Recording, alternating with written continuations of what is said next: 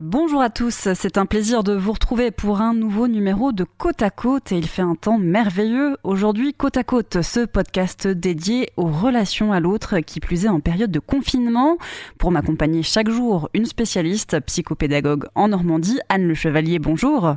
Bonjour Floriane. Anne, on a parlé des jeunes couples, du rôle des parents avec celui des enfants, on a aussi parlé des fratries. Aujourd'hui, on se recentre sur les couples. On a tous dans notre entourage ce que moi j'appelle un couple plus, c'est-à-dire ensemble depuis des années, amoureux comme au premier jour, et puis patatras, le confinement. Alors comment on fait, Anne, pour aborder cette période si particulière en couple ?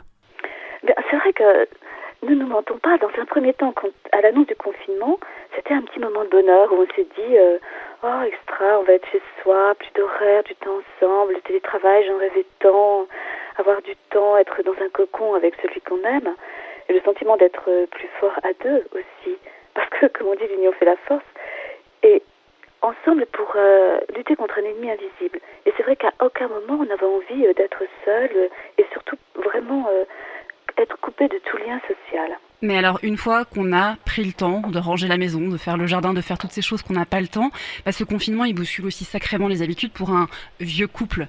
Il est vrai que si le couple était en crise, évidemment, le confinement crée un effet lorgnette, c'est-à-dire qu'il y a un effet grossissant sur les difficultés, mais aussi un accélérateur de particules, donc ça accélère les difficultés ou les bonheurs. Tout ce qui était dur devient plus dur, tout ce qui était bien devient mieux, et cristallise la difficulté. Parce que comme on dit, les gens heureux n'ayant pas d'histoire, parlons plutôt des gens pour lesquels c'est plus difficile. Mais il y a une nécessité de se réinventer quand même, en la période. Oui, c'est vrai qu'il y a une nécessité de se réinventer parce que le confinement bouscule et que parfois des choix s'imposent comme où se confiner, avec qui, comment, qui fait quoi.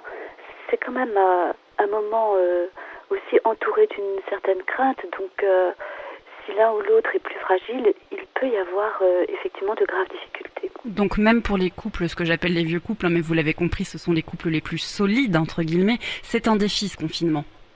Oui, parce qu'en fait, il faut trouver la capacité et l'énergie pour surmonter les difficultés. Il ne faut pas oublier qu'au fond, un couple, qu'il soit vieux, jeune, de longue date ou tout frais, ça reste une alchimie. Il n'y a pas de vraie recette. Et vous savez bien que dans les recettes de sorcières, il y a toujours un petit peu de bave de crapaud et de petites pattes d'araignée. Ça veut dire qu'il faut faire aussi avec ce qui ne va pas et être capable de passer au-dessus. Est-ce que la clé également, Anne, c'est peut-être de savoir garder du temps pour soi seul dans un couple ? Certainement. Je crois que spontanément, l'équilibre se fait avec le plaisir d'être chez soi, à la fois ensemble et à la fois séparés. C'est ce qui en fait l'harmonie. Un peu de distance ne peut pas nuire.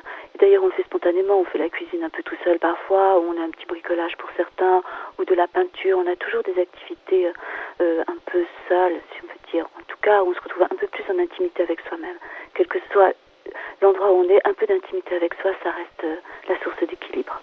Vous l'avez évoqué rapidement tout à l'heure, si un couple était en crise avant ce confinement, quels conseils on peut donner pour surpasser ça et se dire que non, ce confinement ne sera pas la fin d'une crise qu'on avait avant ? Eh bien, peut-être à la fois se retourner vers soi-même et mieux comprendre ce qui a été douloureux pour soi, accepter que ça nous a touchés, et si ça nous a touchés, c'est que c'était fragile, et exposer cette fragilité à l'autre, sans l'accuser lui, mais en parlant de soi. Et ensuite, simplement lui demander à lui ce qu'il en pense. Je pense que c'est une ouverture au dialogue. Et ben voilà, un exercice pratique pour les couples qui peuvent se sentir concernés par cette question. Merci beaucoup, Anne, de nous avoir rejoints pour ces quelques minutes aujourd'hui. On se retrouve évidemment demain. On reviendra sur la question des enfants et on parlera notamment, je vous en dis pas plus, obéissance. À demain. Podcast by Tendance Ouest.